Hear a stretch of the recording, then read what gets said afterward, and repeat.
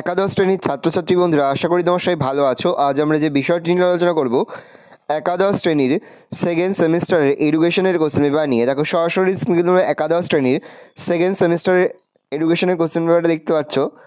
আর মাত্র কয়েক ঘন্টা পর হতে চলেছে এবছর অর্থাৎ 2025 সালের একাদশ শ্রেণীর সেকেন্ড সেমিস্টারের এডুকেশনের পরীক্ষা। দেখো সরাসরি স্ক্রিনে তোমরা কোশ্চেন পেপারটা দেখতে পাচ্ছ। ফুল মার্কস তোমাদের রয়েছে 40, আর সময় তোমাদের রয়েছে 1 ঘন্টা 20 মিনিট। দেখো একে থেকে রয়েছে অ্যান্সার এনি টু কোশ্চেন, প্রশ্নের মান রয়েছে 10 করে, 10 গুণ 2 = 20। 3টি প্রশ্ন দেওয়া রয়েছে, 2টি প্রশ্নের উত্তর করতে হবে। প্রথম প্রশ্ন তোমাদের রয়েছে, বয়ঃসন্ধিকাল বলতে কী বোঝো? বয়ঃসন্ধিকালের শারীরিক ও মানসিক বিকাশের বৈশিষ্ট্য আলোচনা করো। 2+4+4।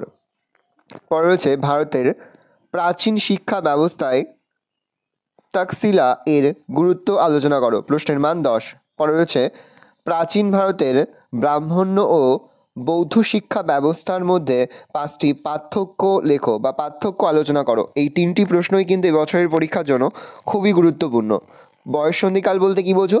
বয়ঃসন্ধিকালের শারীরিক ও মানসিক বিকাশের বৈশিষ্ট্য আলোচনা করো। ভারতের প্রাচীন শিক্ষা ব্যবস্থায় তক্ষশিলা এর গুরুত্ব আলোচনা করো।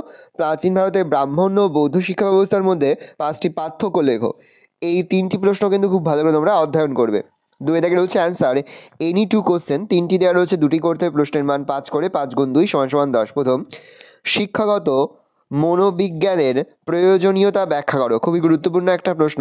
শিক্ষাগত মনোবিজ্ঞানের প্রয়োজনীয়তা ব্যাখ্যা করো। পরের প্রশ্ন, স্বামী বিবেকানন্দের ম্যান মেকিং এডুকেশন এর ধারণা ব্যাখ্যা করো। পরের প্রশ্ন খুবই গুরুত্বপূর্ণ। স্বামী বিবেকানন্দের ম্যান মেকিং এডুকেশনের ধারণা ব্যাখ্যা করো। পরের প্রশ্ন, আপনি মেকলেমিনির সম্পর্কে কী জানেন? বা what do you understand by মেকলেমিনিট? তুমি মেকলেমিনির সম্পর্কে কী জানো? তার সঙ্গে রয়েছে, প্রাচ্য পাশ্চাত্যের মধ্যে মেকলেমিনিটের বিরোধ কিভাবে হয়েছিল?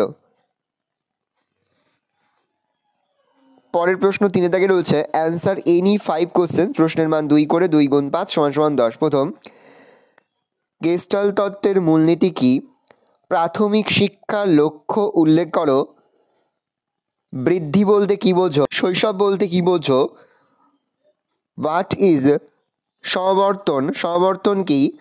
নারী শিক্ষায় বেগম রোকেয়ার কিছু অবদান বর্ণনা করো, বা নারী শিক্ষায় বেগম রোকেয়ার অবদান আলোচনা করো। আর তোমরা পড়বে, সে যুগের একটি বিখ্যাত বৌদ্ধ প্রতিষ্ঠানের নাম লেখো।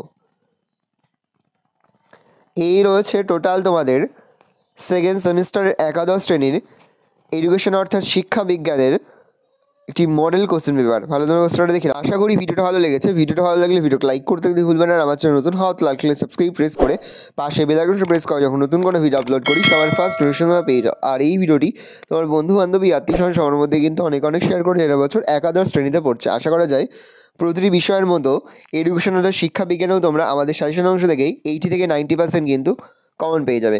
সেহেতু আজ আমরা যে প্রশ্নগুলি নিয়ে আলোচনা করলাম, প্রতিটি প্রশ্ন উত্তরই তোমাদের খাতা লিখে তোমরা কিন্তু মুখস্থ করে ফেলবে।